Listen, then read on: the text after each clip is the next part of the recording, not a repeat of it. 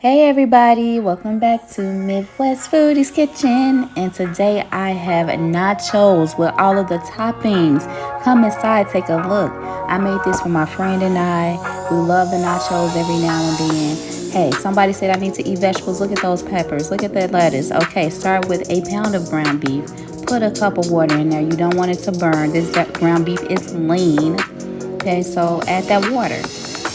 You know what? Add 2 pounds of ground beef because my friend loves them and she wanted to make tacos later, so why not?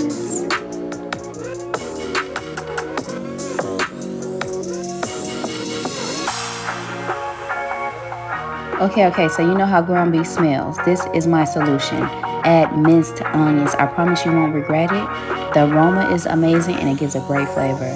Okay, chop it up. Next, we are going to make the homemade nacho cheese. 2 tablespoons of butter. Melt that. Add a cup and a half of milk, plus a cup and a half of cheddar cheese, mild cheddar cheese, sharp. There we go. Stir that in. Add some paprika for color. Add a little bit more cheese just because that was another mild cup and a half of mild cheddar. Add some salt to taste, some white pepper to taste. Stir that on up, and voila, we're done. Taste it though, taste it. You may want a little bit more salt, you may not. Y'all know I love Roma tomatoes, okay? Cut a whole one.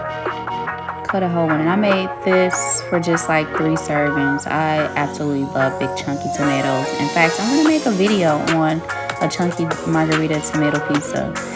Oh, doesn't that just sound so delicious? I use Casa Mamita taco seasoning. I get this from Aldi's. Aldi's is a cousin of Trader Joe's. Aldi's is like the cousin that don't got it like that. Trader Joe's is a cousin with the money. We all had that type of family dynamic. Somebody in the family that had the bread. So add 2 packets, add 2 tablespoons of garlic. And if you really want to fancy this up, add cumin, chili powder, and oregano. Check out one of my older taco or nacho making videos to see that recipe. Do your taste test. Yum yum. Cover it up. Let that cook in there for about 5 more minutes while you get your tips ready. Put it right on top. Yum yum. Add as much as you like. Look at that cheese. Homemade nacho cheese, guys. Why not? Add, you know what? Let's get some more. That ain't enough. Who eats nachos like that? I mean, I usually drown it with cheese.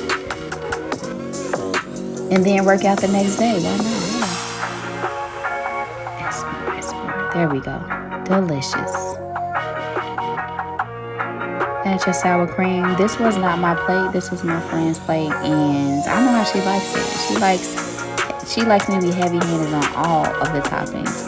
So that's like 5 tablespoons of sour cream, 2 handfuls of lettuce, and of course my fave, tomatoes. Somebody said I needed to eat more fresh vegetables. They like kind of offended me. So look, here we go. Tomatoes, peppers, and lettuce. There's my fresh vegetables. I love vegetables, by the way. And that's it, a quick 20-minute nacho dinner. Doesn't that look delicious? Thanks for watching, guys.